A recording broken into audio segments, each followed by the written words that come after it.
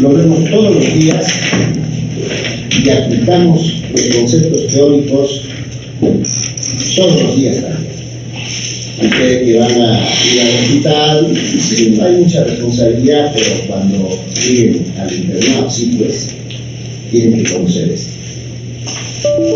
De manera que hoy día vamos a ver 2-3 temas pequeños, pero que sí son importantes para la práctica.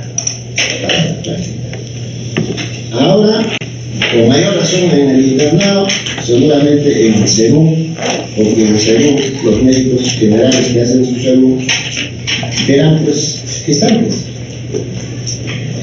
por lo tanto van a aplicar, ¿no? Entonces, cuando uno habla de semiología, el primer paso, lógicamente, nosotros en la obstetricia lo vemos gestantes. Y cuando uno está en emergencia, uno está en consultorio de alto riesgo obstétrico, tenemos que ver estas gestantes y a veces vienen como por primera vez, porque se retrasó la menstruación. Cuando se retrasa la menstruación y estamos en una mujer en edad reproductiva, se supone habría que pensar en un embarazo. Y si uno piensa en el embarazo, son preguntas puntuales que uno tiene que hacer. ¿Cuáles serían esas preguntas puntuales? Claro, fecha última menstruación, perfecto. 2. ¿Pareja estable? Claro, sí. O sea, antes que eso será pues ¿tiene pareja o no tiene pareja? Si dice no tengo pareja, ya no pensaré en el embarazo. Si mi pregunta será ¿tiene relaciones o no tiene relaciones? Está activa. ¿Cuál sería la siguiente pregunta? Métodos. Entonces, por 3-4 preguntas uno ya saca su conclusión. Lógicamente hay mujeres, ustedes lo van a ver, van al hospital y dicen, no tengo pareja, no he tenido relaciones. Uno examina, el útero está grande. Uno hace ecografía, está los latidos, está la cabeza. Aún así, no acepta. No dice. Pero ahí está el producto. Y hay casos en los que a veces las jovencitas vienen al hospital ya con dolores. La mamá lógicamente acompaña y la mamá dice, es un empacho que le está dando el dolor.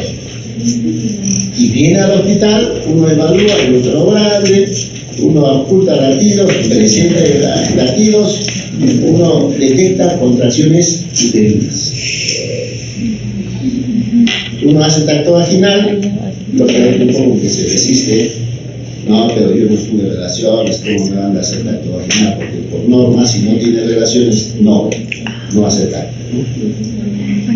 Pero a la mamá se le dice, acá está el feto, hay que hacer tacto, ¿cómo está? Y cuando uno hace tacto vaginal ya está con 7, 8, 9 días.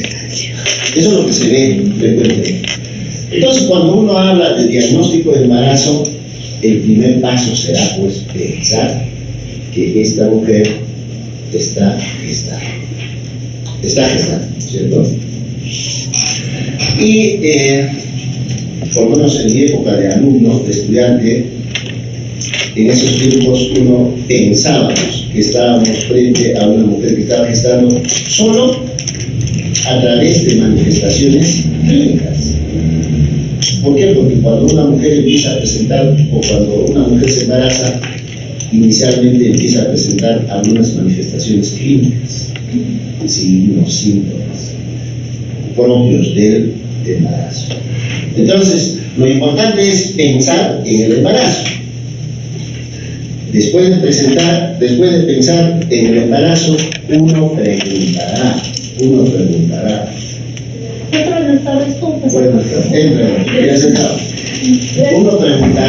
por los síntomas del embarazo. Y los síntomas, como vamos a ver, se presentan por sistemas. Hay síntomas propios del aparato digestivo, cardiovascular, respiratorio, tópico. Lógicamente, en esos tiempos se hablaba, y tiene vigencia hasta la fecha, signos presuntivos, signos de probabilidad de embarazo, y lógicamente el tercer grupo, signos de certeza del embarazo. Entonces existen tres signos. Uno tenía que preguntar sobre eso. ¿Hay o no la posibilidad de que esté embarazada? Entonces uno se responde sí, no. Probabilidad. Ya además de, para decir probabilidad, además de presentar los signos y los síntomas, uno hace tacto vaginal, o decir, el útero ya grande. Entonces la probabilidad de que esté embarazada. Cuando se dice que el signo de certeza, cuando uno apunta los latidos cardiofetales, o cuando uno hace ecografía, vemos saco gestacional, el embrión, latidos cardíacos. Lógicamente, en la actualidad, el diagnóstico de un embarazo es sencillo. ¿Por qué? Porque utilizamos dosaje de esta hormona gonadotrofina coriónica y también realizamos una ecografía. Entonces, ahora, las chicas o las mujeres no es que primero van al médico, deja de venir su menstruación y de relaciones, lógicamente no se cuida con nada, ya sospecha el embarazo y se va a un laboratorio, a una botica, a una farmacia, se hace la prueba de embarazo. Indirectamente están determinando la hormona gonadotrofina. Ya para precisar, va al ginecólogo, ¿para qué? Para que realicen la ecografía, y con eso se determina la edad gestacional, ¿no? Entonces, eso es lo que les decía, ¿no? Clínicamente, nosotros podemos hacer el diagnóstico de un embarazo a través de manifestaciones de presunción, a través de manifestaciones de probabilidad y a través de manifestaciones de certeza. Ya prácticamente eso es un hallazgo, ya un hallazgo. Estamos hablando más o menos unos 40 años, 50 años, para determinar manifestaciones de certeza, habría que esperar hasta 20 semanas de embarazo. 20 semanas de embarazo. Ahora, con una semana de retraso ya sabemos, ya tenemos manifestaciones de certeza, con una semana. En esos tiempos, 20 semanas. ¿Cómo lo hacíamos? Con estetoscopio, uno puede ocultar latidos cardiofetales a 20 semanas. Esa es pregunta que pueden hacerles para que ingresen al seguro, al RENAM, residencia. ¿A qué edad gestacional uno puede ocultar los latidos cardiofetales?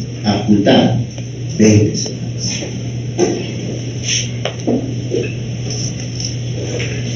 Cuando uno habla de manifestaciones de presunción, como les mencionaba, básicamente es por sistemas.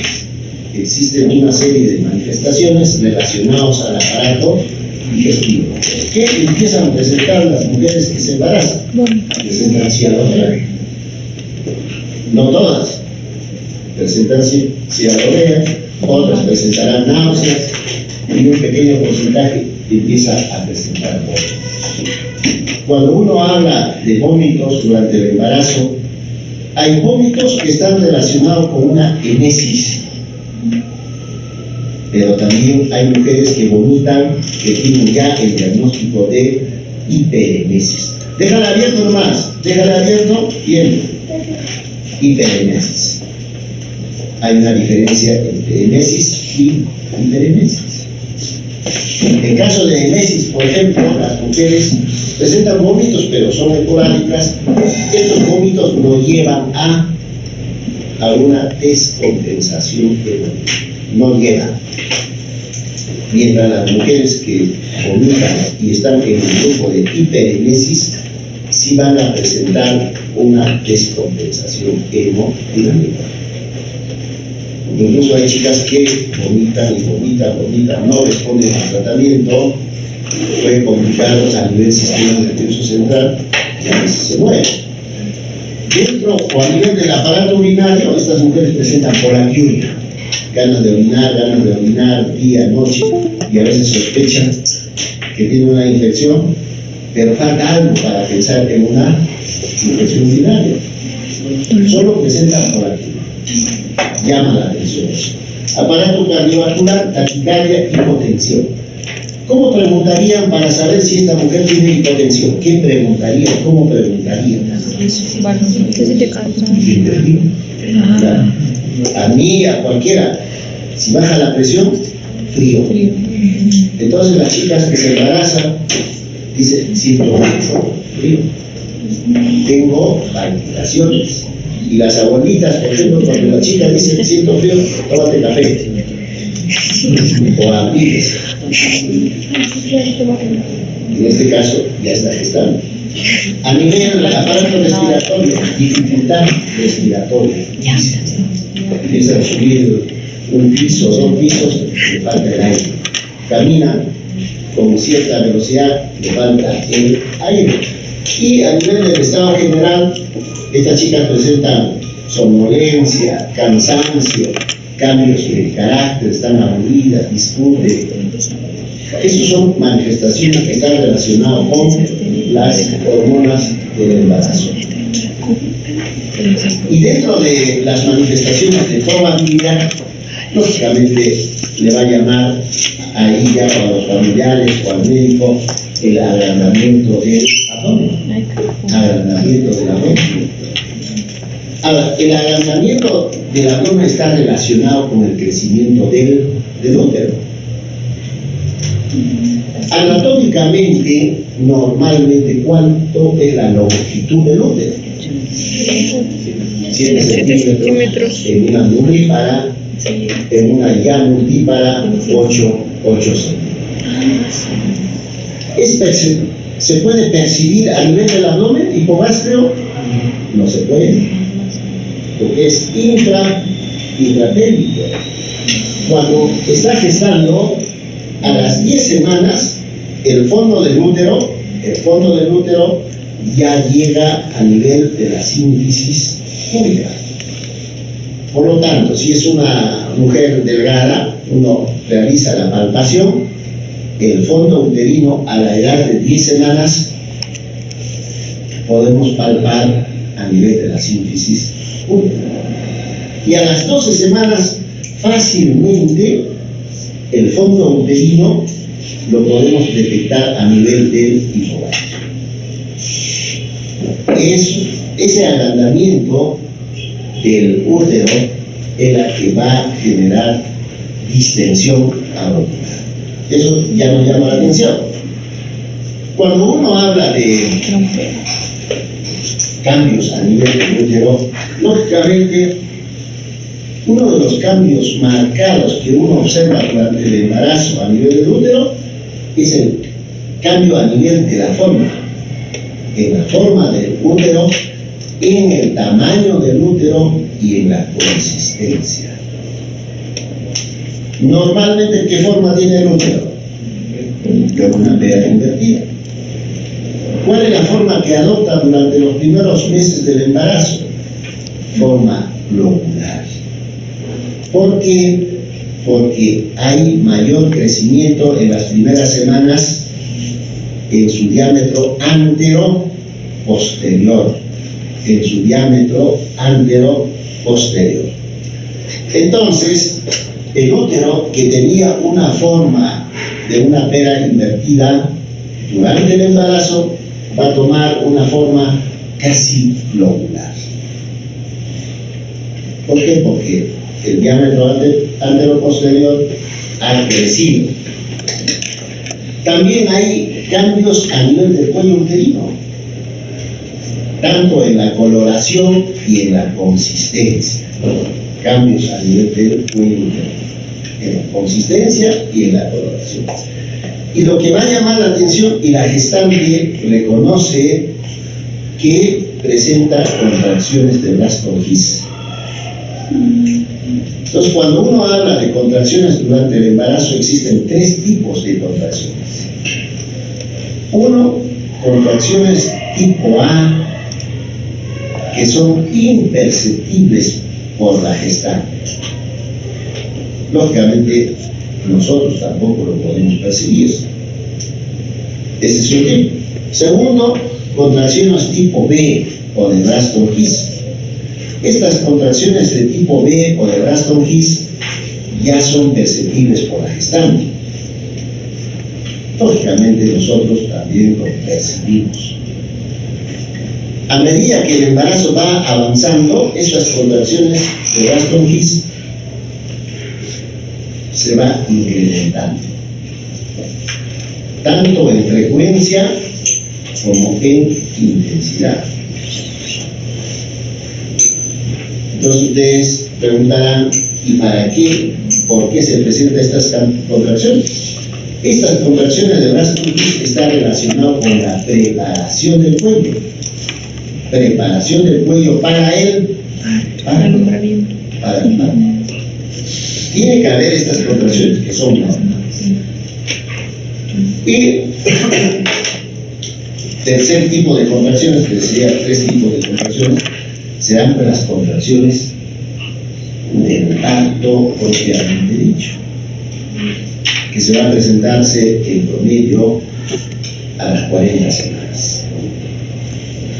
La diferencia de estas contracciones del parto propiamente dicho con las contracciones de Braxton Hicks es que estas contracciones del parto ya son regulares, porque en este caso son irregulares en el tiempo y en la duración, también en la intensidad. Eso lo vamos a ver después. ¿Qué significa en el tiempo, en la frecuencia? En caso de contracciones de parto propiamente dicho, la frecuencia se va acortando. Dicho de otra manera, es más frecuente. Significa en 10 minutos, para hablar del trabajo de parto tiene que haber 3 contracciones, como mínimo.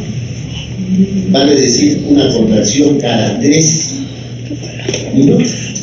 Mientras las contracciones de Braxton Hicks se presentan pues cada 30 minutos, 1 hora, 2 horas, lejos, ¿no? Entonces, en caso de trabajo de parto, las contracciones son más frecuentes, tienen mayor intensidad, duran más tiempo. Y finalmente, el otro hallazgo dentro de las probabilidades son las pruebas endocrinas. Dentro de esas pruebas endocrinas está, por ejemplo, dosaje de la hormona gonadotropina coriónica, que lo vamos a ver después. Entonces, cuando uno habla de cambios del útero, vamos a encontrar, si es que evaluamos, si es que hacemos el tacto vaginal con detenimiento, pensando en los hallazgos que debemos de tener, signo de Bouvier. Estamos hablando a nivel del útero, a través del tacto vaginal, signo de Bouvier. ¿Qué significa signo de Bouvier o en qué consiste? Reblandecimiento del cuello. Hace un rato le decía, el cuello se reblandece y cambia de color, signo de Bouvier. ¿Cómo lo determinamos? Haciendo el tacto, nada más. Otro signo de Chapman, cambio de coloración a nivel del cuello. Este cambio de coloración no es solo a nivel del cuello uterino, sino también a nivel de la vagina, pared vaginal, pero también a nivel del perinteo. Entonces uno coloca espectro, uno observa cambio de coloración, toma esa zona una coloración violácea. Pero usted pregunta, ¿y por qué será? A ver si para la próxima averiguamos por qué será, porque todo tiene explicación. El otro es signo de Mobre-Boudin, significa que los fondos de saco posterior están ocupados. Los fondos de saco posterior están ocupados. Porque cuando uno habla de útero, hay un fondo de saco posterior, hay un fondo de saco anterior, lateral derecho, lateral izquierdo. Si uno se preguntará, ¿y por qué están ocupados? Porque hace un rato me decía el crecimiento del útero en su diámetro antero-posterior. Por lo tanto, el útero está ocupando ese fondo de saco. Signo de Hegel: reblandecimiento del segmento uterino. ¿Y a qué nivel estará el segmento uterino? ¿Dónde estará?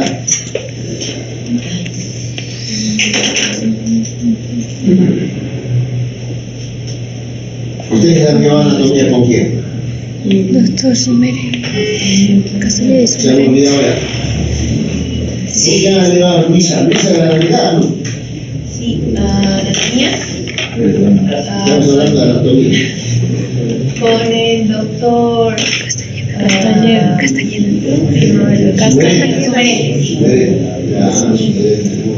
¿Alguien me llevó con prácticas? Sí, También llevaron. Y prácticas. Y siempre los muchachos se quejan, ¿no? Aquí nos fastidia demasiado, nos jala. Para algo tiene que servir la anatomía. Entonces, por ejemplo, ¿a qué nivel está el segmento? ¿Tú de atrás, cómo se llama?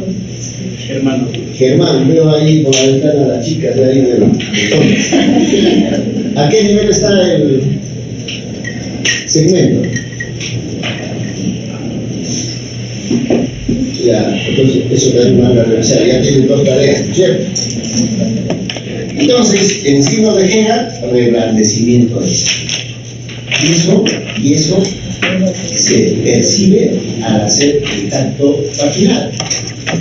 Da la impresión cuando uno hace tacto vaginal, el útero, o sea, el cuerpo y el fondo del útero se ha separado de el cuello. Y si eso es así, por la disminución de la consistencia. Si eso es así, entonces, ¿dónde estará el segmento? Entre el cuello y el cuerpo. Es una línea ahí, una línea. Anatomía, revisen. ¿Qué grosor tiene? ¿Qué grosor?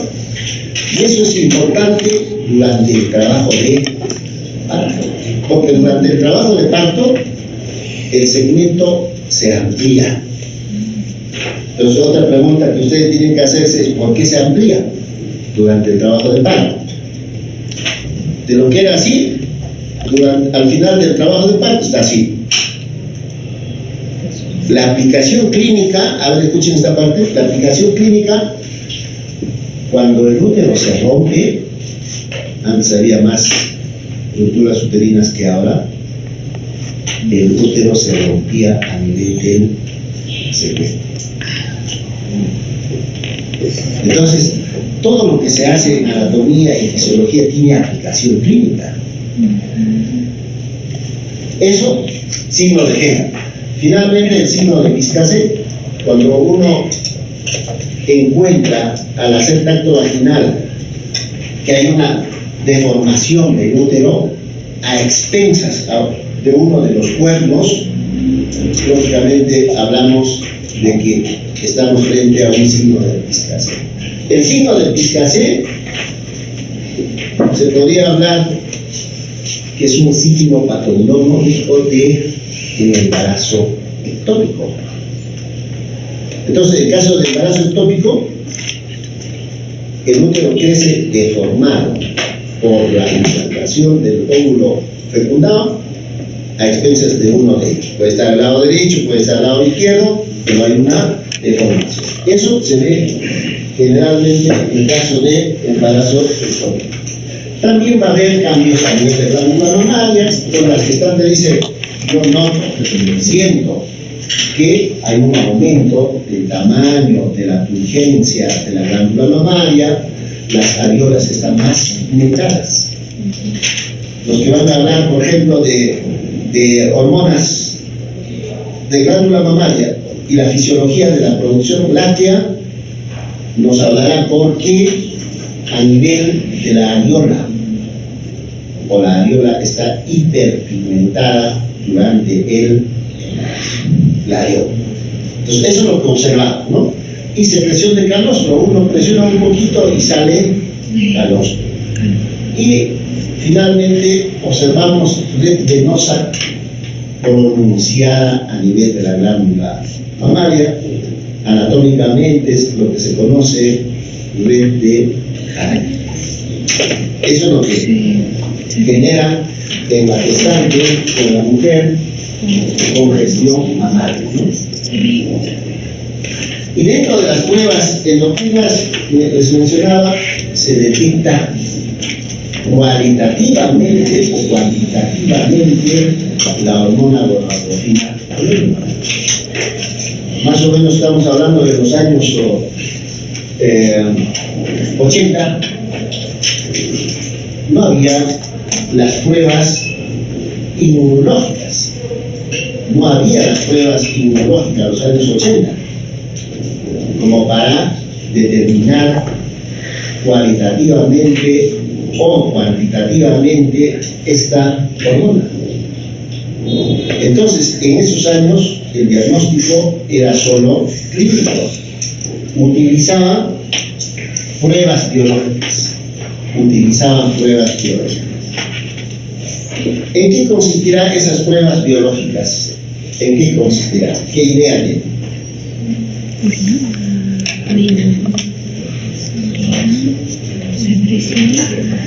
¿Cómo habían en esos tiempos? ¿Cómo habían el diagnóstico?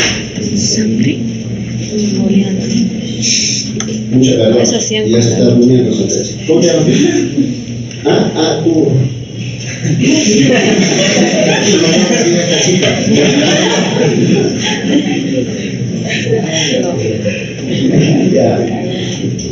¿Qué utilizaría? Sapo. Claro, San Marcos, por ejemplo, jardín botánico. Sería bueno que visiten San Marcos, que está en grado. Jardín botánico. Tenían un criadero de sapos.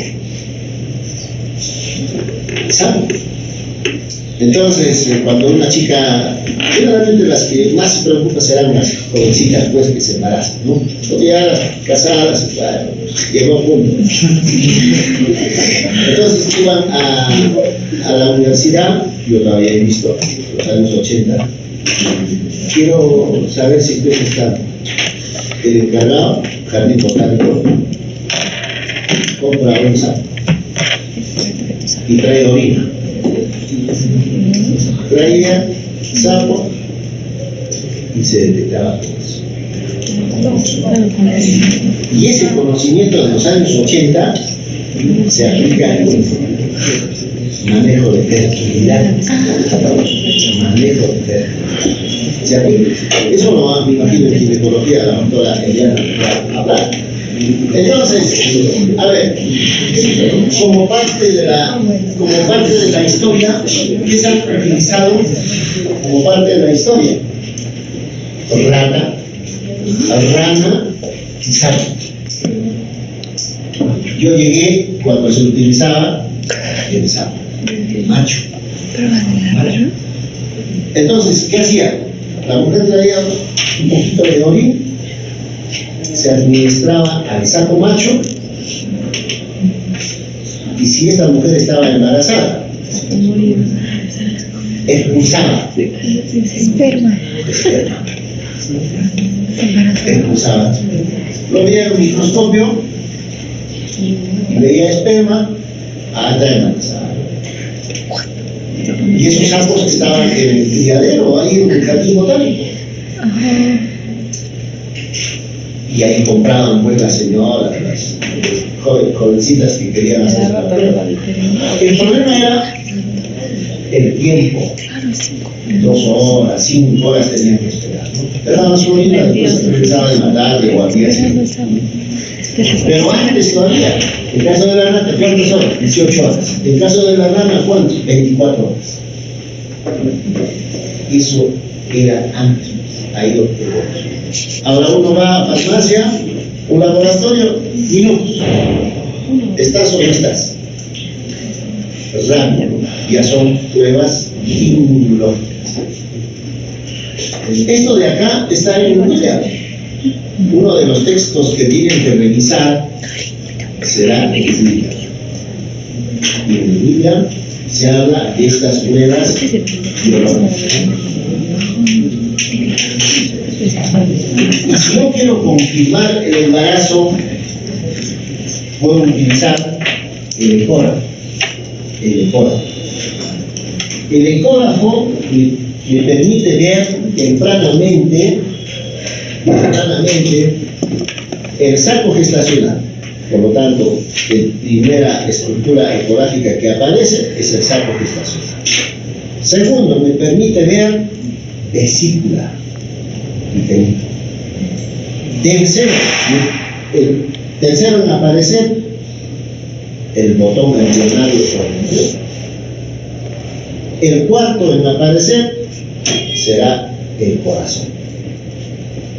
Entonces, ecográficamente yo puedo ver saco gestacional, vesícula uterino, el embrión, botón embrionario, temprano, botón, y luego el corazón.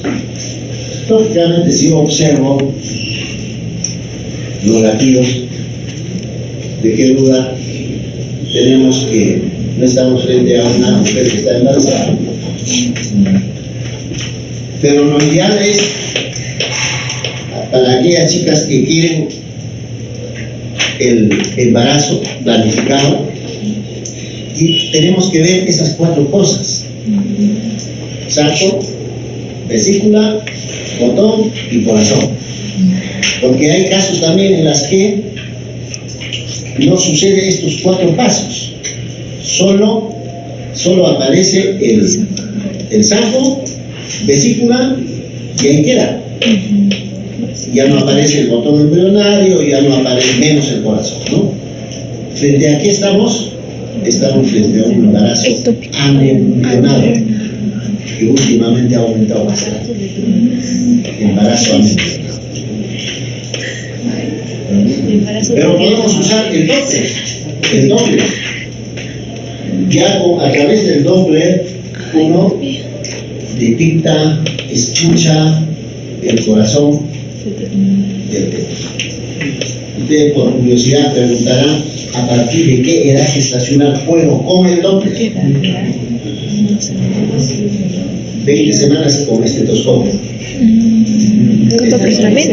Con el Doppler, en mi época, 12 semanas. En la actualidad, 10 semanas. 10 semanas. Y están sacando Doppler más finos, 8 semanas. Pero promedio, 10 semanas. Doppler. Estetoscopio. Yo puedo apuntar estetoscopio, o el estetoscopio que ustedes conocen para tomar la presión. Pero en obstetricia hay un estetoscopio de Pinar. Ustedes conocerán el reloj de arena, ¿no es cierto?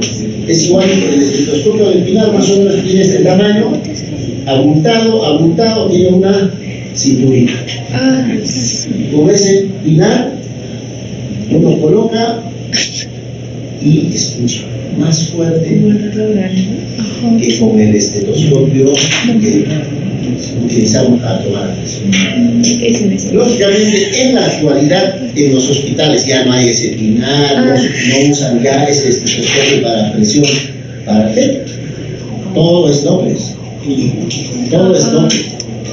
Por lo tanto, si ustedes se van, por ejemplo, ¿dónde nació usted? Cusco. Además de Cusco, ¿dónde conoce?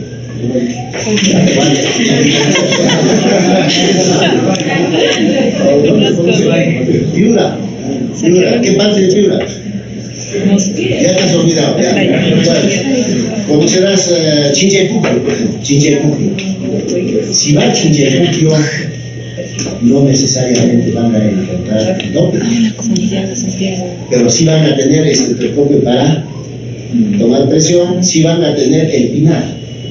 Entonces yo veo los internos en el hospital, todo es Doppler. Bien flojos se han puesto ahora los muchachos, bien flojos, prácticos. La idea es afinar el oído. ¿Con qué? Con el estetoscopio de afinar o con el otro estetoscopio que usamos para afinar. O sea que si van a Chillebuclo, o la Milayo, utilicen el afinar o el estetoscopio de afinar. ¿Ya no van a tener problema? Y también en mi época, para decir está o no está gestando, se podía hacer rayos X. Lógicamente ustedes tienen que saber que la radiografía durante el embarazo no se debe tomar, hacer, solicitar, no. Pero hay casos especiales que se puede utilizar la radiografía como para hacer, especialmente embarazo múltiple. Si yo sospecho una gestante 2 o 3, la ecografía no me va a referencia. La ecografía no sirve. Hasta el último. La radiografía sí.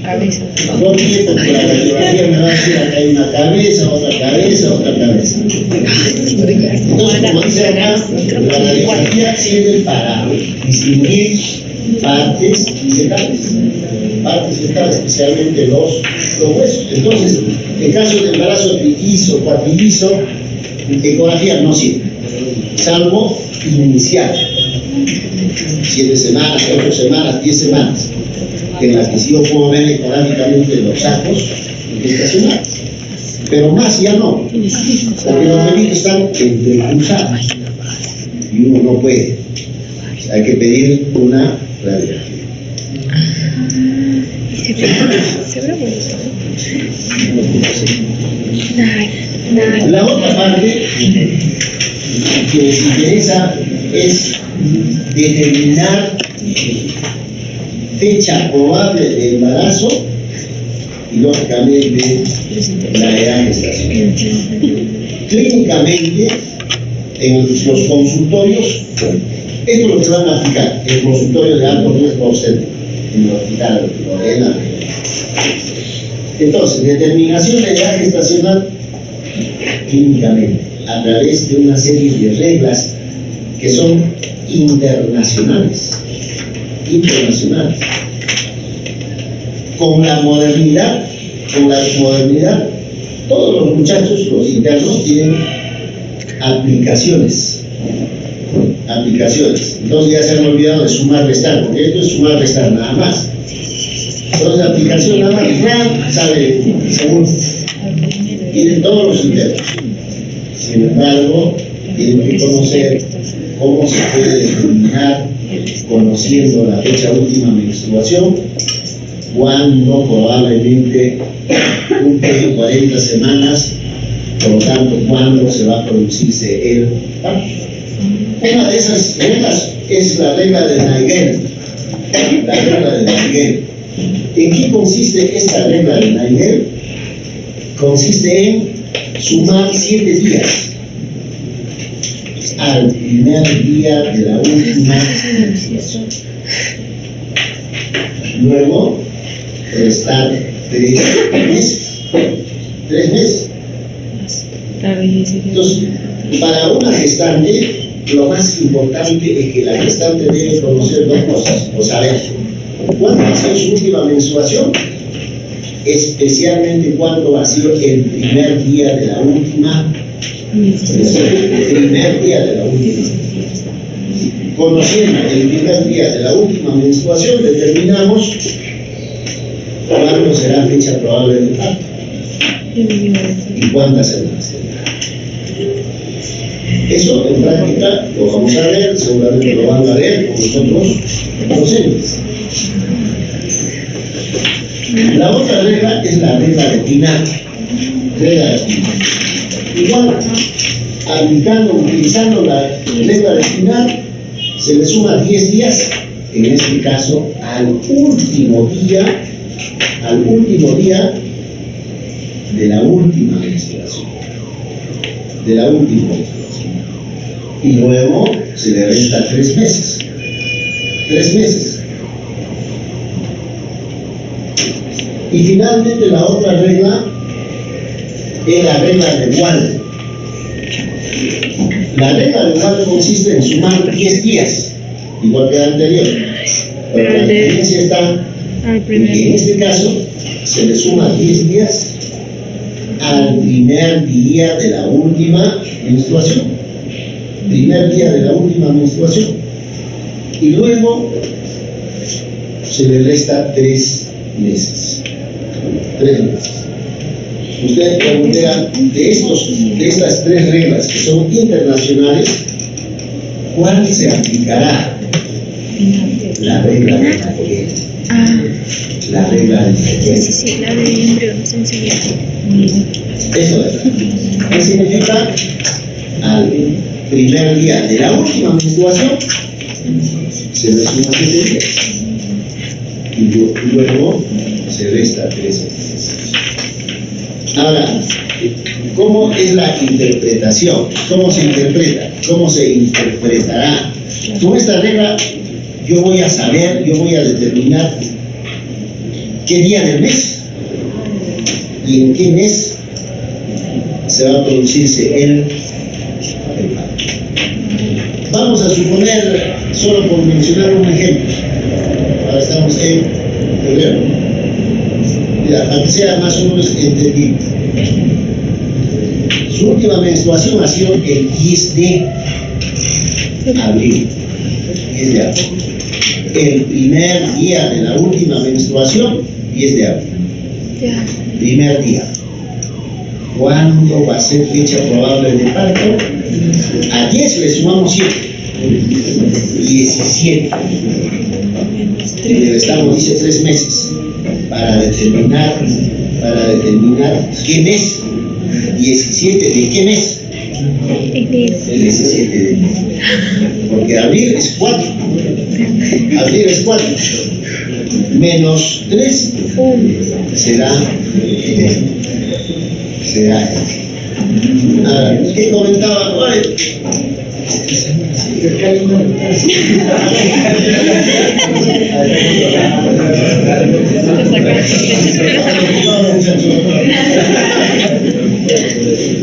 Ya, entonces, a ver, y es más o menos está claro esa parte, ¿cierto? Y lo que también tiene que estar claro es, por ejemplo, los 3 primeros meses del año, significa enero, febrero, marzo, no se le resta 3 meses. No se le resta 3 meses, sino se suma 9 meses. Y el parto, a ver, escuchen esta parte. Y el parto va a ser en el mismo año. Sí. Pero si es de abril a diciembre,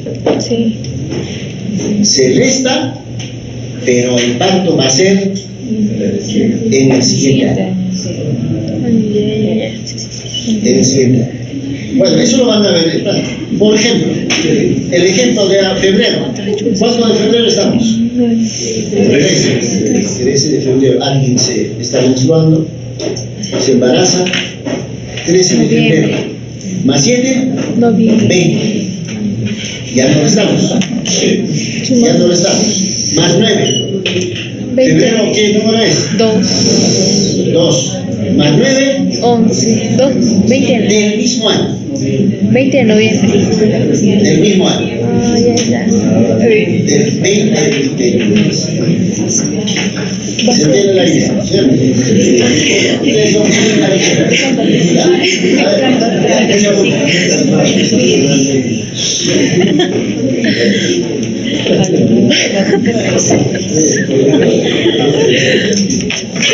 Ya, esta parte que vamos a ver tiene aplicación en el control prenatal, porque se supone que ir al consultorio del doctor ¿Qué es biología?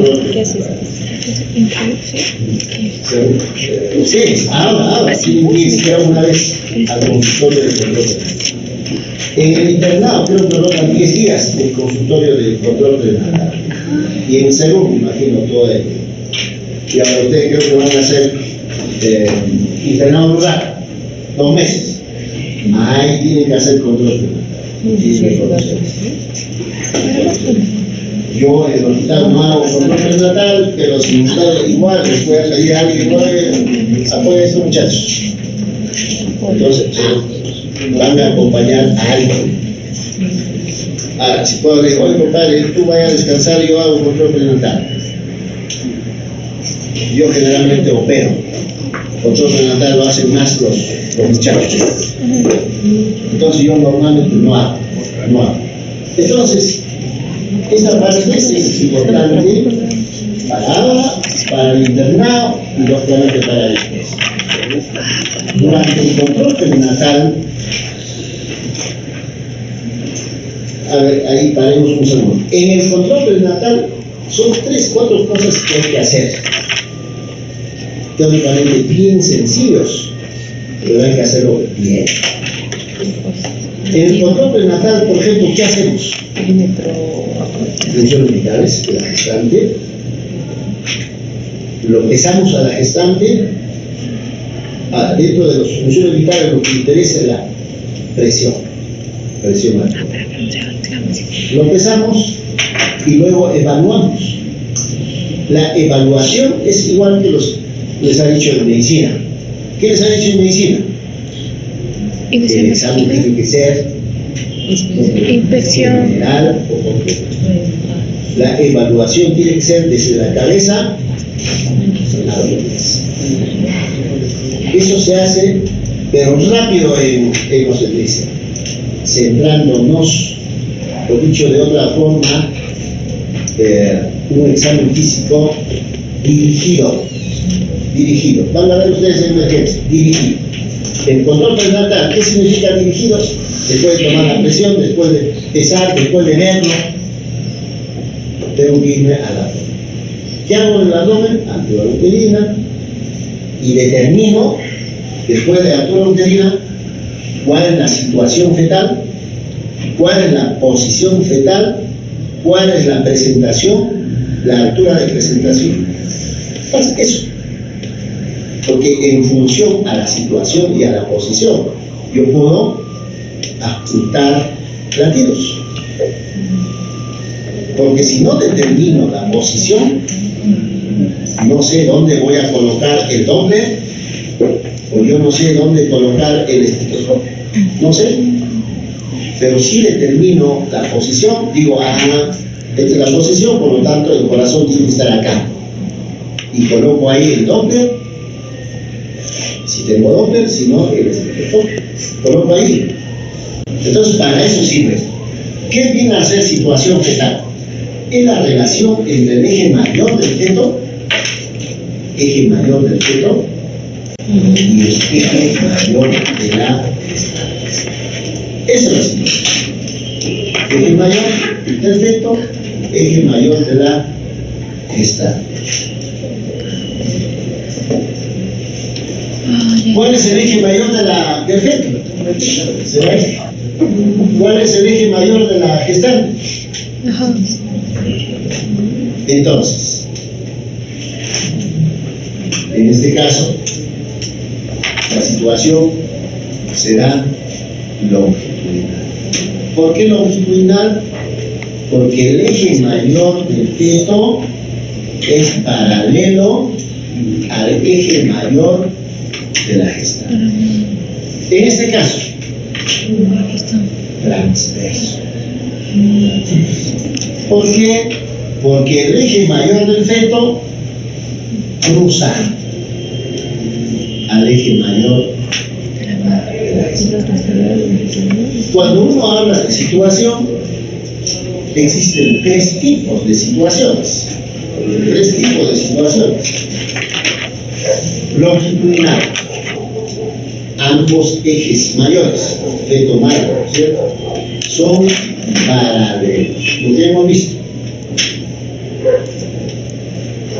Transverso, también lo que hemos visto.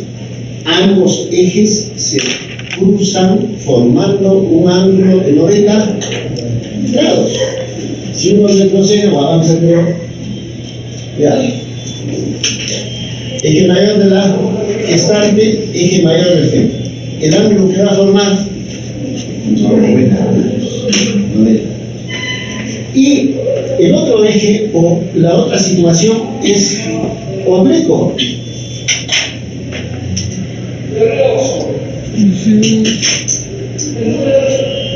Oblicuo. Esa situación oblicua es inestable. ¿Qué significa? Hoy día a las 3 de la tarde puede estar en oblicuo. 1 hora después, 5 horas después, convertirse en longitudinal o en transversal. Entonces, se dice que es oblicuo cuando ambos ejes, al cruzarse, forman un ángulo de 45 grados.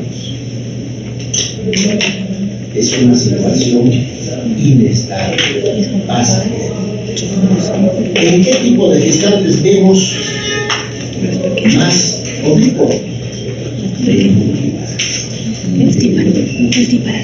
Porque el útero está flácido, no está duro como en las piernas, las semillas, blanco, foco. Entonces hay mayor espacio como para que el feto pueda moverse.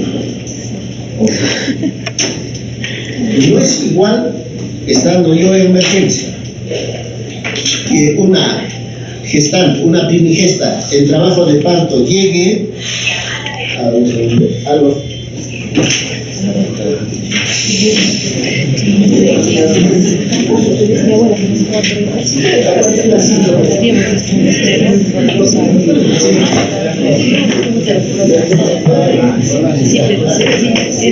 entonces no es igual estando en emergencia recepcionen a una primigesta en oblicuo.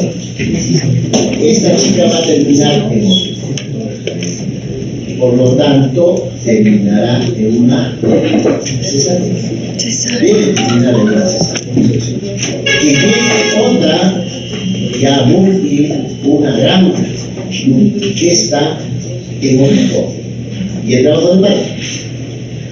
Y así puede terminar el parto.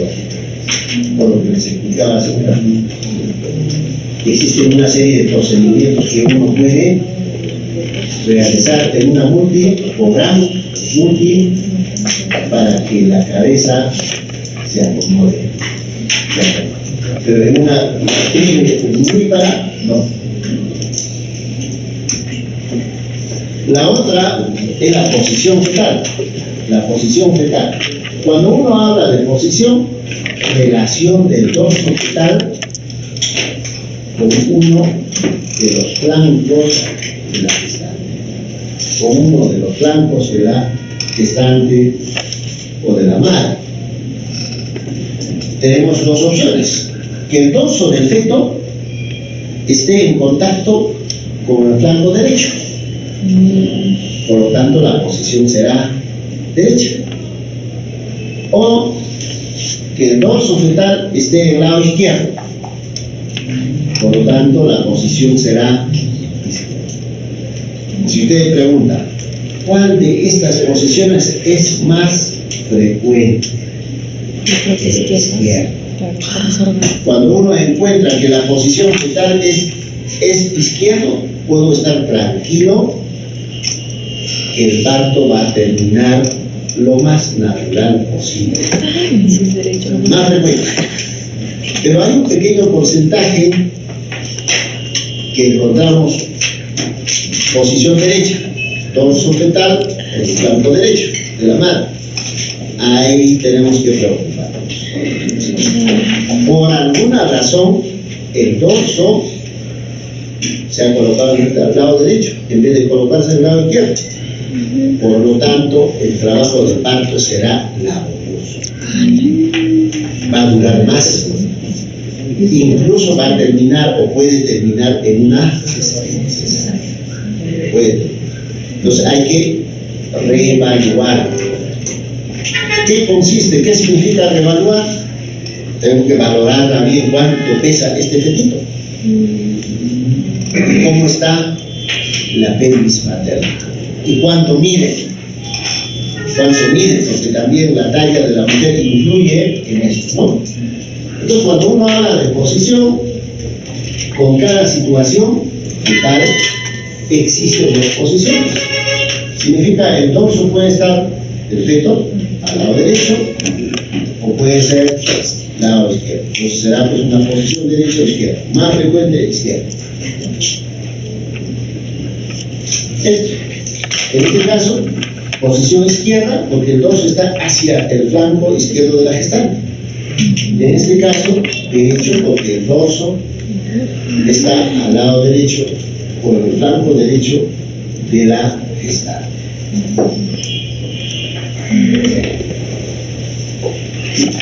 Les decía, a través de una serie de maniobras interesa determinar la presentación. Cuando uno habla de presentación, viene a ser qué polo del feto está en contacto con el estrecho superior o el estrecho de entrada de la pelvis. En ello solo tenemos dos opciones, o es cefálico o es podálico.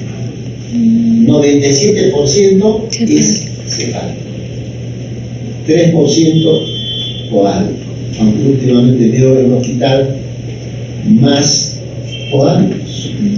Igual ahí hay que investigar por qué ahora hay más podálicos, hay que investigar. Pero lo cierto es que el 97% es cefálico y el 3% podálico. Eso se determina evaluando. Y uno aprovecha, eso sería una presentación cefálica. El polo de presentación está en contacto con el estrecho superior de la pelvis, el polo cefálico. En este caso, el polo podálico está en contacto con el estrecho superior de la pelvis. Cuando uno evalúa, además de determinar la situación, la posición, la presentación, aprovechar y determinar la altura de presentación. Altura de presentación. Solo examinando con ambas manos, uno puede determinar la altura de presentación. A través del abdomen, evaluando a través del abdomen, uno puede decir que el polo de presentación está libre. El polo de presentación está insinuado o el polo de presentación está encajado. ¿Cuál es nuestro punto de referencia para decir está libre, insinuado, encajado? El estrecho superior de la pelvis. Punto de referencia. Entonces, cuando uno evalúa, con la mano derecha coge la cabeza y si fácilmente cogemos y podemos mover, pelotear se dice, pelotear, entonces decimos que el polo de presentación está libre, fuera de pelvis, está flotando. Esos términos van a escuchar en el hospital. Libre, fuera de pelvis, está flotando. Si cogiendo con la mano derecha tenemos cierta dificultad para mover de un lado a otro lado, decimos que el polo de presentación está insinuado. Y hasta que quiere entrar al canal del parto. ¿Ya quiere? Esa es la segunda opción. La tercera opción, intentamos coger con la mano derecha, ya no encontramos cabeza. Por lo tanto, ya no podemos realizar la maniobra de peloteo. ¿Qué significa entonces? Ya encajó, ya entró, Por lo tanto, la cabeza está dentro del canal del parto. El canal del parto dentro de los huesos. Se habla de que el polo está encajado. Eso evaluando a través del abdomen. Pero la altura de presentación también uno puede determinar haciendo tacto vaginal. O para ello, por ejemplo, esta imagen nos sirve, ¿no? Se supone la entrada del estrecho superior será eso. Uno dice que está libre cuando el polo de presentación está por encima. Uno dirá que está insinuado cuando ya se puso en contacto con el estrecho superior y está queriendo entrar.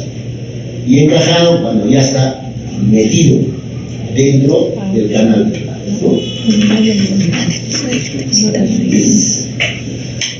Les decía, la altura de presentación podemos determinar a través de las maniobras de Leopold, pero también a través del tacto vaginal. Toda gestante que viene al hospital que presenta contracciones tiene que hacerse tacto vaginal.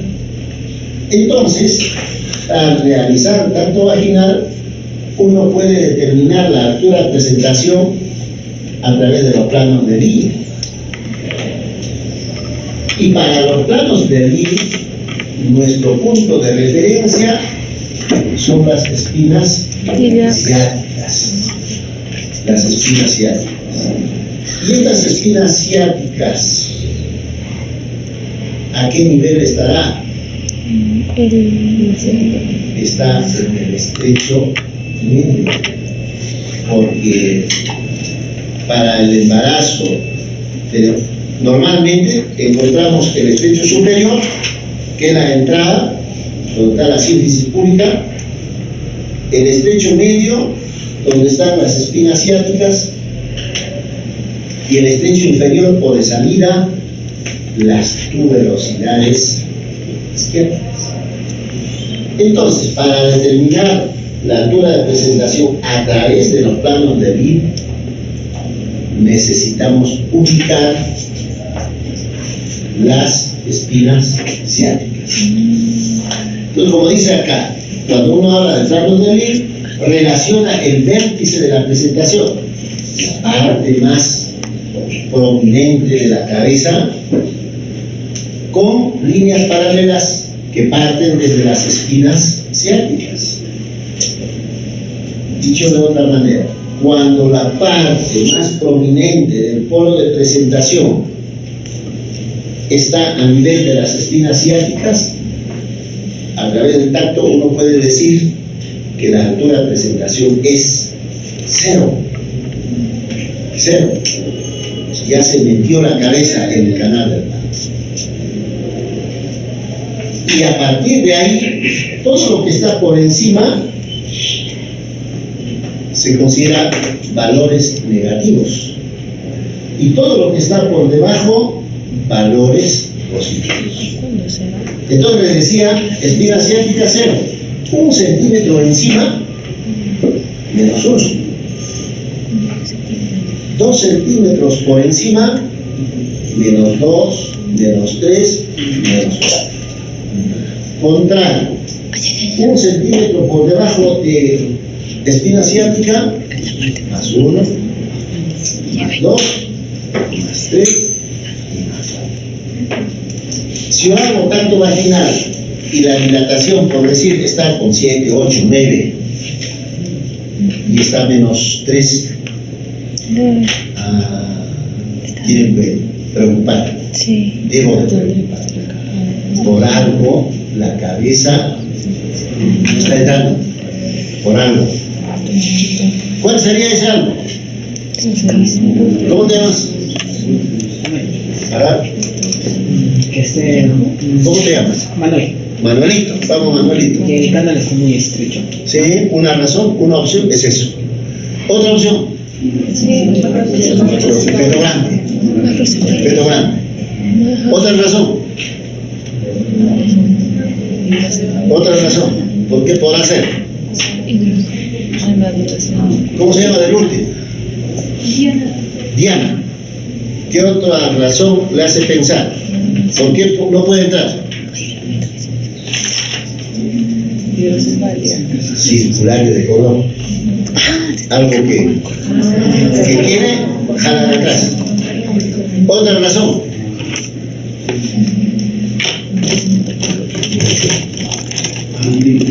Mucho líquido. Está flotando, ¿no? Tremendo. Entonces quiere, pero el agua no le permite. Entonces cuando uno evalúa, en medicina es eso, ¿no? Igual, me imagino en medicina. Yo tengo fiebre. A mí me decía de alumno, 20 causas de fiebre. Por la frecuencia, de memoria.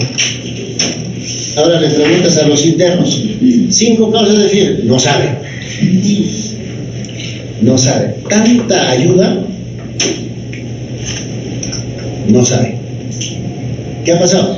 Son más inteligentes, pero no están acostumbrados a eso. No leen. Porque tú le preguntas a los internos, agarran su celular, ¿tata? Hay asistentes que son bien reacios, ¿no? Los castigan, pues. Entonces tienen a la mano. Y lo que interesa es tener ideas, saber en el cerebro. Igual en obstetricia. Uno se pregunta, uno examina altura arriba. ¿Por qué puede ser? Por esto. Si uno piensa de esa manera, estamos en pelvis estrecha. Reevaluar qué significa. Tengo que hacer tacto vaginal, pero detenido. Buscar el estrecho superior. Hay punto de referencia, el estrecho superior, que nos va a hablar estructuras anatómicas de la pelvis. Alguien tiene que hablar. Ya, evalúo. ¿Es bueno o es malo el estrecho superior? Ya. Es bueno por esto. Es malo por esto. Estrecho medio, me voy a las espinas ciáticas. Interesa ahí qué tamaño tienen esas espinas ciáticas. Hay mujeres que tienen espinas ciáticas romas. Hay mujeres que tienen puntiagudas. Eso disminuye el diámetro. Por lo tanto, no le deja entrar, pasar, por eso. Igual en el estrecho inferior, puntos de referencia, ¿no? Eso es los planos del en los hospitales ustedes van a ver una historia, se revisa, esto van a ver. Altura de presentación, 0. Otras historias será -1, otra historia de repente -2, algo así. Pero también la altura de presentación podemos determinar a través de los planos de Koch. Planos de Koch. Igual, los planos de Koch vienen a ser sistemas de coordenadas obstétricas. Que nos permite situar la presentación durante el trabajo de parto. En otras palabras, a qué nivel está la altura de presentación. Igual, en los planos de Koch, interesa mi punto de referencia, son las espinas ciáticas. Cuando el punto más bajo del polo de presentación está a nivel de las espinas ciáticas, si hablo de los planos de Koch, digo que la altura de presentación es 3.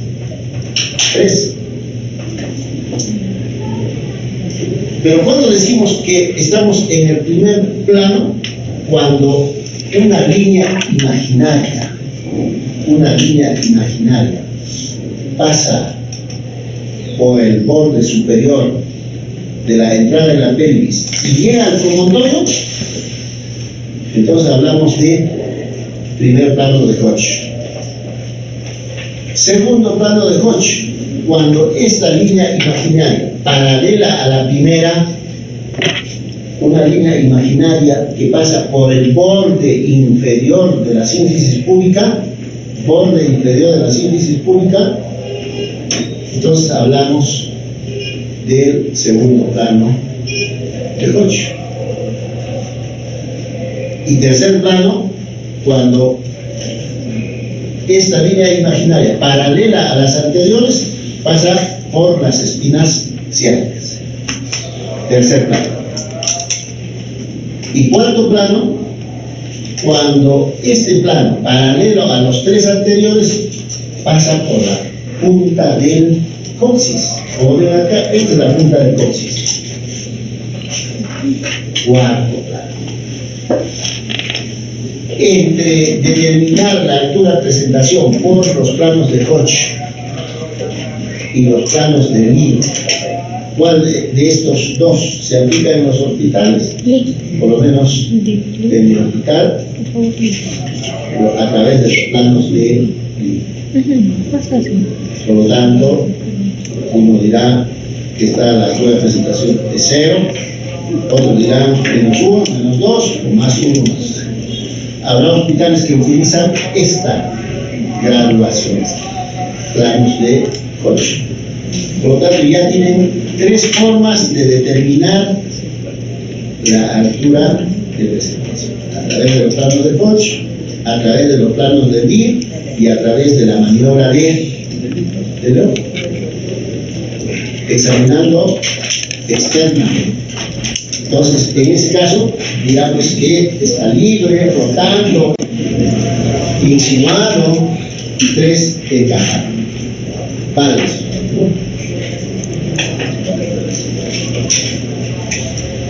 El otro aspecto que hay que determinar es la actitud fetal. La actitud fetal. Normalmente tenemos dos opciones si hablamos de actitud fetal. Uno, actitud fetal de flexión total. Y la otra opción, actitud fetal de deflexión. Entre estos dos, usualmente el feto está en flexión total. ¿Qué es flexión total? Es esto, ¿no? La cabecita está pegado, el mentón está pegado acá. Y los brazos están así y las piernas también están así, ¿no? Flexión total. Pero hay un pequeño porcentaje en la que la cabeza no está así, puede estar así. Entonces la actitud ya es de deflexión, está deflexionado. Ese dato es importante para ver si sale o no sale por vía vaginal. Si está deflexionado ya no puede salir. Entonces, ¿qué viene a hacer actitud? En la relación entre las distintas partes fetales entre sí. Significa mi antebrazo con el brazo, mi miembro superior con el tórax, la pierna o miembro inferior con el abdomen, ¿no? Normalmente el polo cefálico se flexiona sobre el tronco. Vale decir que el mentón está en contacto con la lateral anterior del tronco. Esa es la actitud normal. Pero pequeño porcentaje podemos encontrar deflexión, porque el feto está deflexionado. Y cuando uno habla de deflexión, existen diversos grados de deflexión. Muchos hablan de deflexión de primer grado, segundo grado, tercer grado, o leve, moderado, severo. Finalmente es igual.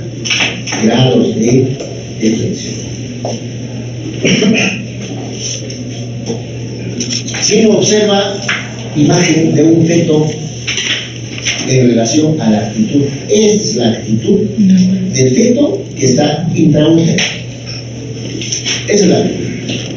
Todo flexionado. Todo flexionado. Entonces, cuando uno hace ecografía, las que están dicen, ¿y cuánto medirá mi feto?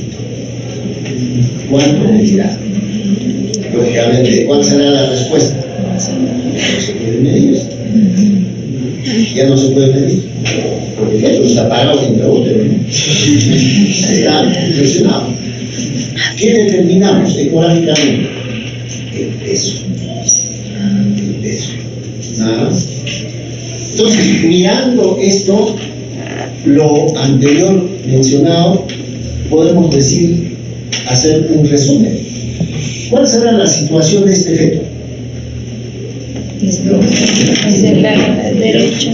¿Cuál será la posición? Posición de flexión. Derecha. Derecha. O izquierda. Más frecuente izquierda. ¿Cuál será la presentación? ¿Cuál será la actitud? Flexión. ¿Ya la aprendí? ¿No? Actitud de flexión. Pero ese es el resumen de lo que hemos mencionado. Ahora, si bien es cierto, lo que hemos observado es la actitud de flexión fetal de todo el feto, pero también, si hablamos solo de la cabeza también normalmente debe estar flexionada. La cabeza debe estar flexionada. Si está flexionado, el mentón está en contacto con la parte anterior del tronco. Pero hay casos en los que el feto no está flexionado, está separado, por lo tanto, debe flexionar. Entonces vamos a ver actitud del polo de presentación. Si hablamos de actitud del polo de presentación, existen dos tipos de actitud del polo de presentación. Uno es la de flexión y otro es la de flexión. ¿Cuándo se dice que la actitud es de flexión? Cuando el mentón del feto toma en contacto con el tronco o la parte anterior del tronco fetal. Lo ideal, lo usual es que el mentón tiene que ser así, pegado. Entonces es una actitud del polo de presentación de flexión. En este caso, si está flexionado, hago tacto vaginal, ¿qué voy a encontrar? La validad, la parte más baja, vértice. El feto está de vértice. Y la otra será pues actitud del polo de presentación, que sería de flexión. Cuando la cabeza está separada de la parte anterior del tronco, hablamos de deflexión. Y hay una deflexión mínima, o leve. Hay una deflexión moderada y hay una deflexión máxima. Cuando hablamos que hay una deflexión mínima, cuando el mentón no toma en contacto con la parte anterior. Y si yo hago tacto vaginal, ¿qué voy a encontrar? ¿Qué voy a captar de entradita? Brema. Deflexión moderada. Se ha separado más esta parte y el occipital tiende a conectarse con la espalda. Pero en este caso, el occipital, en el caso moderado, el occipital no toma en contacto con la espalda de feto. No toma. Si yo hago tacto vaginal, ¿qué voy a encontrar de entrada? La frente. Entro y tacto la frente. Deflexión máxima, cuando el occipital está así, la cabeza está así y el occipital ya se pone en contacto con la espalda. Y cuando hago tacto vaginal, ¿qué voy a encontrar? La cara. Esto sirve para la clínica, sí sirve. ¿Por qué? Porque si yo encuentro al hacer tacto vaginal, deflexión máxima, alto la cara, este feto puede salir por canal del parto. Va a salir así.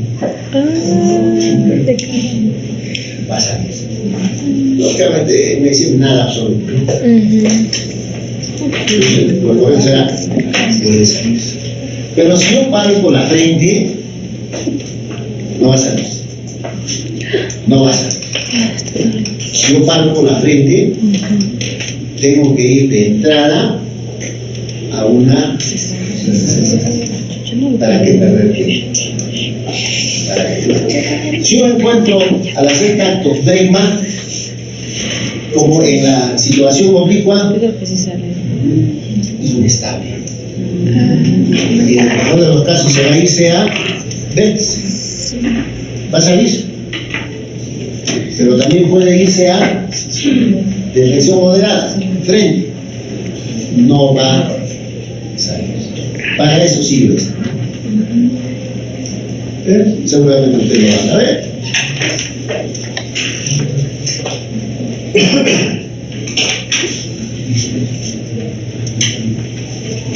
Entonces, diferentes grados de reflexión, ¿no?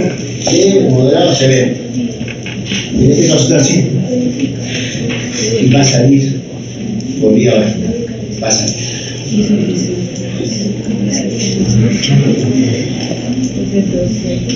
Y si el feto está en podánico, porque hemos dicho 3% puede venir en podánico, 3%. Entonces, si hablamos de presentación podánica, actitud del polo pelviano, actitud de la nalga, ¿no es cierto? Tenemos dos opciones nada más. Flexión parcial. Flexión parcial. ¿Qué significa? Miembros inferiores totalmente pegados a la parte anterior del tronco. Está así. Y cuando uno hace tacto vaginal, lo vamos a tactar solo las nalgas. Flexión total. Flexión total. Cuando el muslo está flexionado a la parte anterior del tronco y la pierna está flexionado al muslo. Por lo tanto, cuando uno hace tacto vaginal, palpamos las nalgas y también podemos palpar Los pies. los pies. Entonces, cuando uno habla de actitud de polo-presentación, lo usual en lo que respecta a variedad de presentación podánico, lo usual es completa. ¿Qué significa? Hago tanto, palpo las nalgas y palpo los pies. Pues está así, ¿no? Es lo usual. Cuando uno habla de incompleta, poco frecuente, pero clínicamente antes cuando se atendía parto podánico, ahora ya no se atiende parto podánico, parto o feto en podánico diagnosticado, termina en cesárea. Es una norma del ministerio y todo, ¿no? Entonces, antes cuando se atendía parto, no estaba protocolizado, cuando se atendía el parto, ¿cuál de estos dos variedades serían más peligrosos? Porque uno de los pies estaba así y el otro estaba así y se prolapsaba, se rompía las bolsas cuando estaba con 4, 3, 5, 6, qué sé, de dilatación, y los pies, uno de los pies se salía y el otro estaba arriba. Un problema. Entonces, la naturaleza es tan bonito y generalmente viene como completa. De manera que las nalgas hace que el cuello vaya dilatando y la dilatación llega a pies y puede salir en podánico. Porque cuando es incompleto, generalmente se prolapsa con todas las consecuencias de esta, porque a veces uno encuentra uno de los pies ya afuera del introito vaginal y el otro está acá arriba. Hay que retroceder cuando uno hace eso. Pero ¿cuál es el riesgo? Vamos a arrastrar gérmenes después de esa zona, ¿no? Pero por aquí mirar. Y infecciones en el cuerpo. Más complicado la ignorancia. Razón por la que ahora se ha protocolizado toda gestante que llega al hospital tiene que terminar en una cesárea, salvo que esté en expulsivo. Ahí sí ya se corre el riesgo. porque uno de los riesgos de que se produzca el parto es que la cabeza se quede adentro. Vamos a suponer, ¿cómo se llama usted? Armando. Germán. Vamos a suponer, Germán está en Yusco, Quiñota. ¿Sabe dónde está Yusco, no? ¿Alguien sabe dónde está Yusco, Quiñota? Por Chumbi. Él es el dueño, Germán es el dueño de Yusco, Quiñota. Tiene expulsivo, atiende el parto y se queda la cabeza. ¿Qué hace Germán? ¿Qué haría? ¿Qué haría? ¿Qué hace Luisa?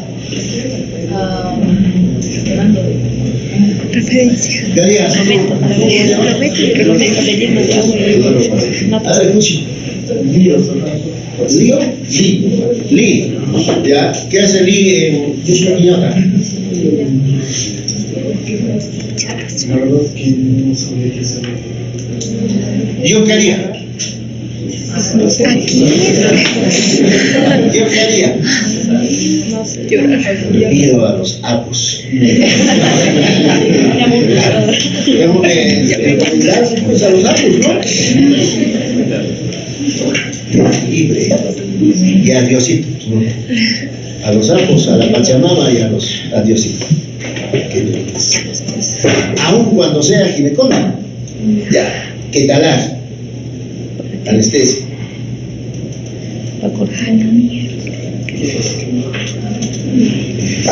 Yo he visto un caso en Lima, yo hice internado en la maternidad.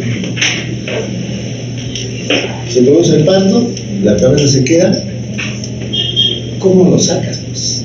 Aun cuando haces la cesárea, ¿cómo lo sacas? Desastre total. Desastre. Feto ya está muerto. Sí. Tienes dos opciones: entras cesárea y lo guillotinas. Claro, ya no se puede hacer nada. Y la otra opción, entras con una jeringa, absorbes el contenido. El contenido.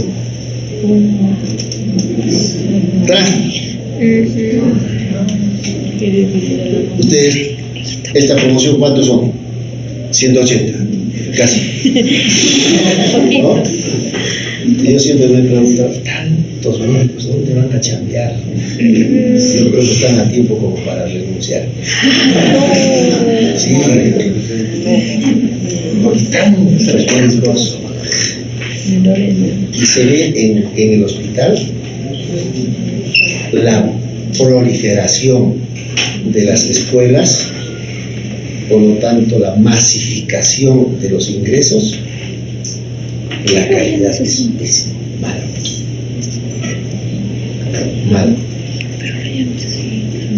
Si no estudian, lógicamente, ¿no? Tienen que preocuparse, porque tantos médicos.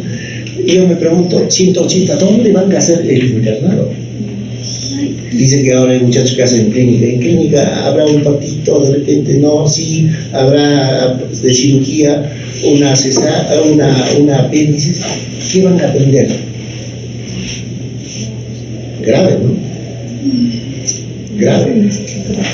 Y en el internado se ve la masificación. Ahora hay muchachos que entran de Bolivia, de todos sitios. Entonces a los residentes, yo tengo residentes en el hospital, le digo, oye, ahora hay más problemas legales. Van a trabajar para pagar al abogado nomás. Todo es juicio en salud. Anoche, por ejemplo, me llama, yo soy jefe de departamento ahí en Loel, a las 12 del día. Yo normalmente lo apago en mi celular. No sé por qué anoche lo había dejado prendido. Timbra 12 con 10 minutos. Contesto, anestesiólogo. Doctor, hay problemas en el hospital. ¿Qué ha pasado? Una gestante que han hecho cesárea está sangrando, una hemorragia, y necesita ayuda el que está operando. Y son dos asistentes. Pucha, madre, pues. Ya, pero ¿quién está de guardia? Está Alejandro. Y el otro está Yesenia.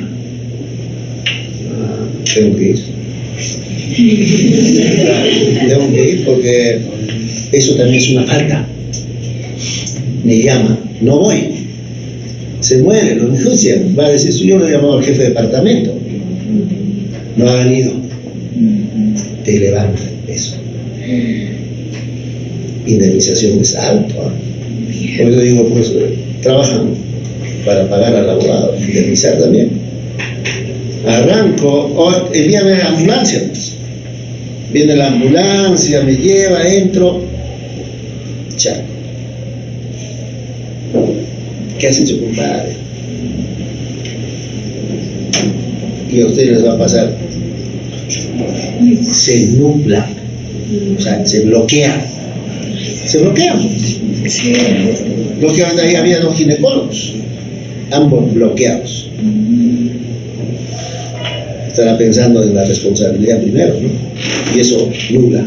Yo entro, lógicamente yo no tengo nada que ver, no estoy nublado, puedo pensar mejor. Entonces puedo actuar mejor. Ya, ¿qué has hecho? Ah, muy bien, mejor hagamos esto, ya. Ya está. Entonces yo a los residentes les digo, ahora saliendo nomás, hoy día en la madrugada, yo, Isa y unos residentes, yo que tú, Isa, abandonó. Porque de todas las especialidades gineco es la que tiene más problemas legales. Porque estamos viendo madre, más problemas legales. Isa, vaya, caracho, le digo, dermatología vaya a hacer. No vas a hacer guardia, vas a ganar bien, porque todo el mundo pues se cuida, ¿no? Dermatología. ¿Qué estás ahí sacrificándose toda la noche, dejando al enamorado, al novio? Abandono. Entonces, realmente ahora la medicina no se pone tan bonito. Es total.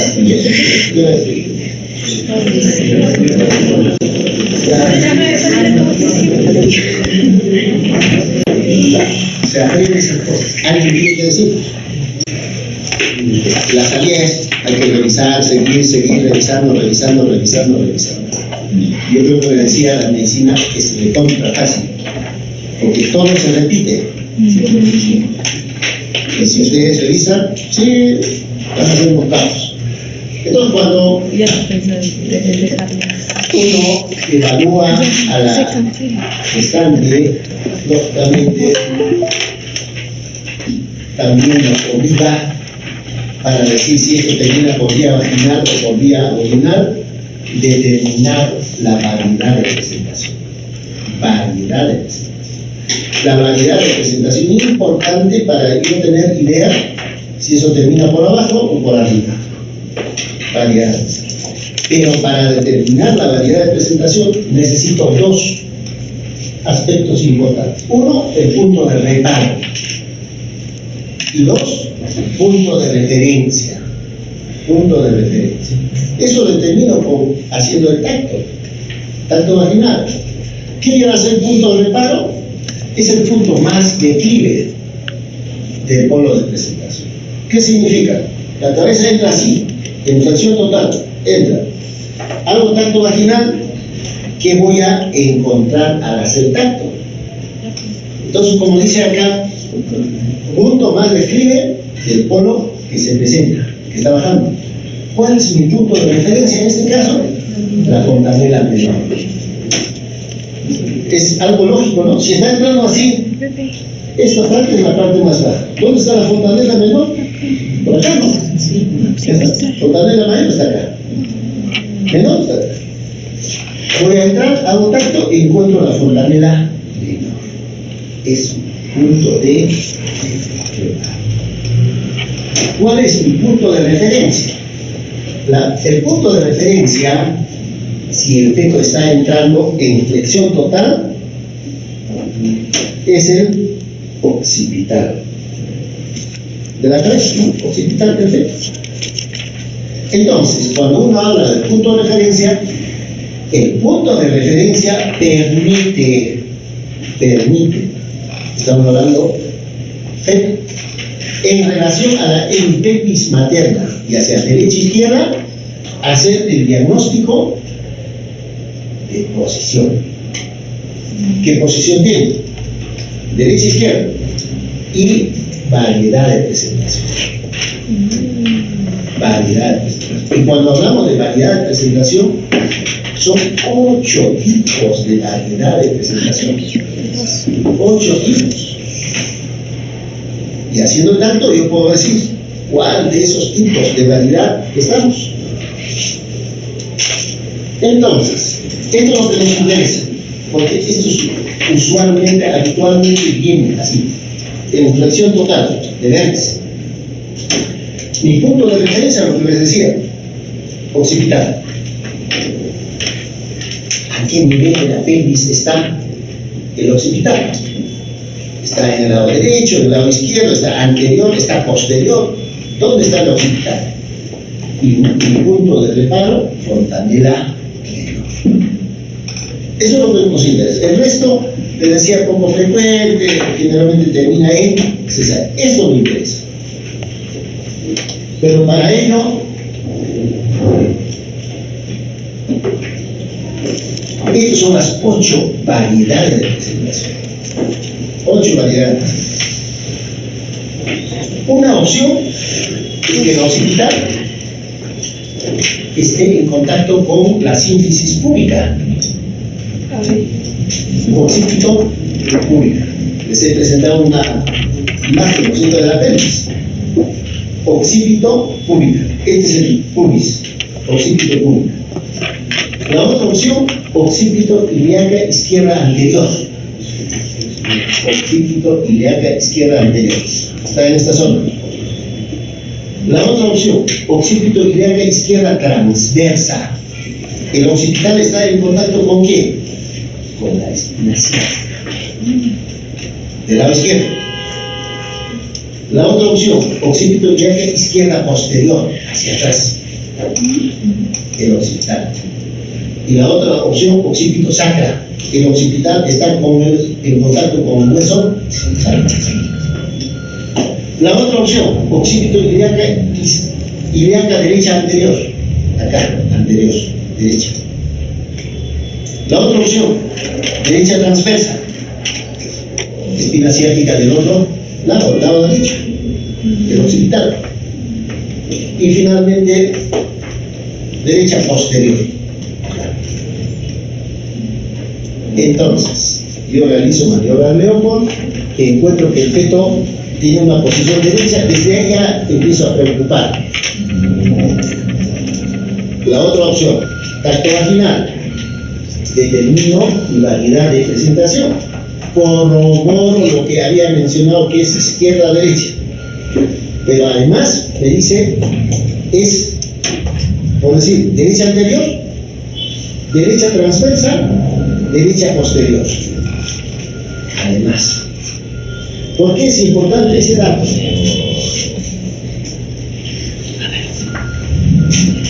Del lado derecho, izquierdo, occipito púbica.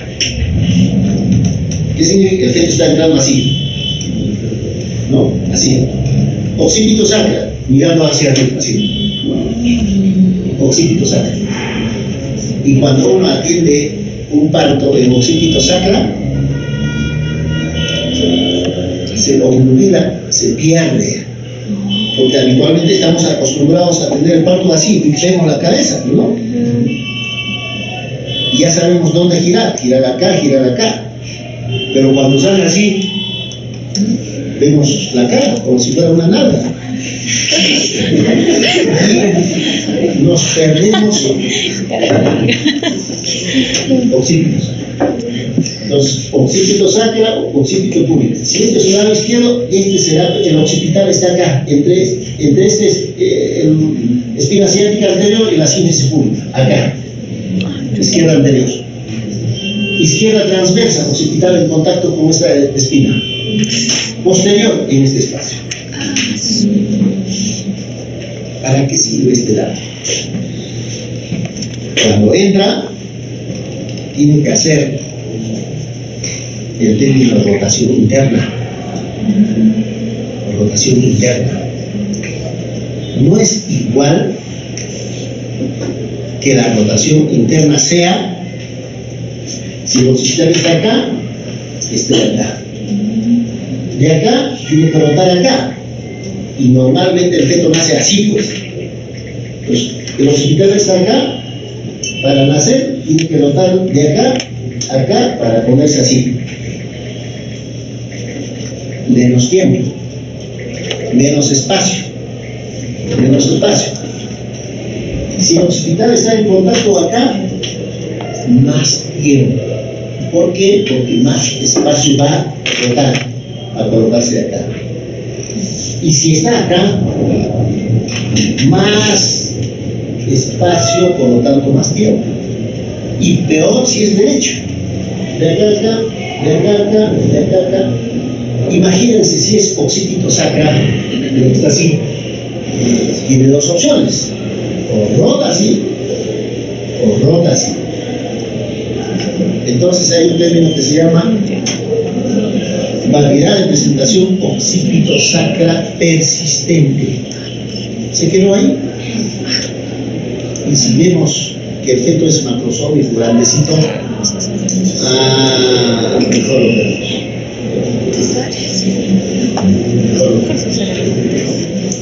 Pero para ello tenemos que conocer de esto que estamos hablando, porque esto de rotación es por ángulos. De acá será 45 grados, por decir. De acá será 90 grados. De acá será 180 grados. Entonces, por eso que es más tiempo, más difícil. Y generalmente suerte es occipito ilíaca izquierda amplia. Generalmente. Entonces va a notar solamente ese ángulo de 45 grados, por decir. Yo creo que hasta ahí, ¿no? Ya, bueno, por ángulo no nos interesa anotar. Tampoco